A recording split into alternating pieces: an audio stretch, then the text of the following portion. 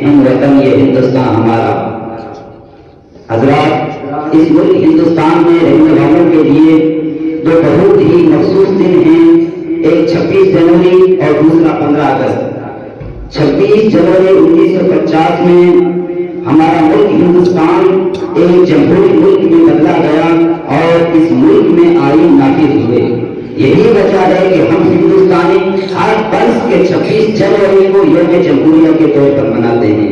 اور یہی بات 15 اگست کی تو 15 اگست 1947 کو ہمارا ملک ہندوستان آزاد ہوا اور سب سے پہلے اس آزادی کی جنگ کو چھیڑنے والے شخص کا نام ٹیپو سلطان ہے. وہاں سے آزادی کی جنگ چھڑی تھی. آج تقریباً 200 سال گزر گئے ہیں اس آزادی کی جنگ کو چھڑے ہوئے. لوگ بھولتے ہیں آج ٹیپو سلطان کی تاریخ کو. کون تھا وہ جس نے سب سے پہلے انگریزوں سے مقابلہ کیا؟ کون تھا وہ جو سب سے پہلے انگریزوں کے سامنے کھڑا ہوا؟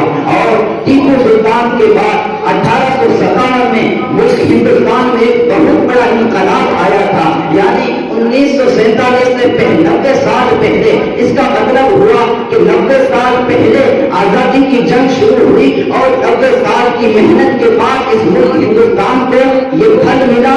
90 سال کی محنت کے بعد اس ملک ہندوستان کو آزادی ملی، یہ پھل ملا جو کہ آج ہم آزادی کی سانس لے رہے ہیں. پتہ نہیں ان 90 سالوں میں کتنے ہی علماء اہل سنت کو شہید کر دیے گئے.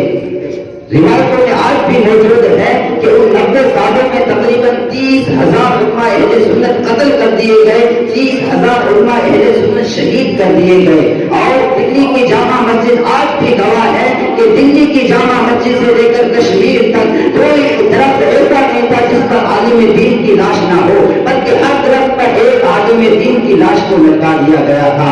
آج بھول گئے ہیں لوگ اس مرد مجاہد کو جس نے سب سے پہلے انگریزوں کے خلاف جہاد کا فتویٰ دیا تھا.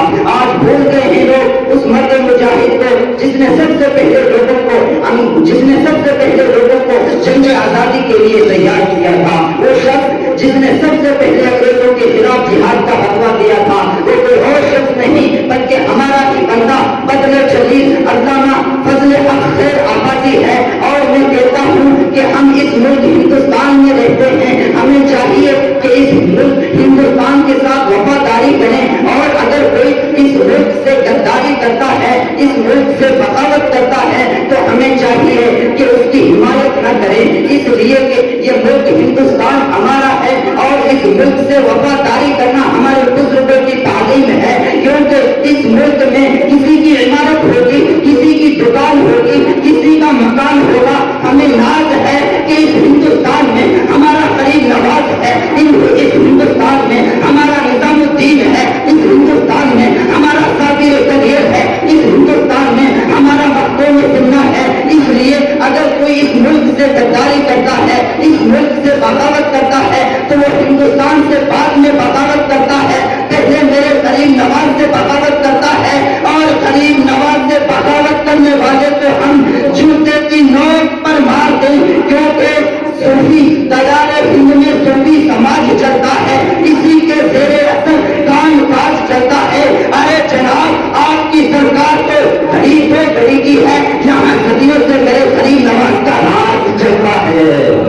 سبحان اللہ. حضرات، ہمیں اس ملک ہندوستان سے اسی طرح سے وفا کرنا چاہیے جس طرح سے وفاداری امیر خسرو نے کی ہے. ہمیں اس ملک ہندوستان سے اسی طرح سے وفاداری کرنا چاہیے جس طرح کے علامہ فضل حق خیر آبادی نے کی ہے. ہمیں اس ملک ہندوستان کے ساتھ اسی طرح سے وفاداری کرنا چاہیے جس طرح کے علامہ عنایت علی کاکوڑی نے کی ہے. ہمیں اس ملک ہندوستان کے ساتھ اسی طرح سے وفاداری کرنا چاہیے جس طرح کے علامہ کفایت علی کافی نے کی ہے. جب علامہ کفایت علی کافی کو قید کیا گیا اور ان کو سزا سنائی گئی تو انگریزوں نے ان سے پوچھا، اے کافی، آپ کی آخری آرزو کیا ہے، آپ کی آخری تمنا کیا ہے؟ تو انہوں نے کہا بس 2 رکعت نماز پڑھ لوں اور آقا سے ملاقات کر لوں. اور انہوں نے جاتے جاتے کہا تھا بس اسی کے ساتھ اپنی بات کو ختم کر دو کہ کوئی گل باقی رہے گا نہ چمن رہ جائے گا، پر رسول اللہ کا دین حسن رہ جائے گا، پر رسول اللہ کا دین حسن رہ جائے گا. ہم سبینوں بات میں ہیں، تم کا کوئی جہاں تم بھولے ہو جائیں گی، سنا چمن رہ جائے گا.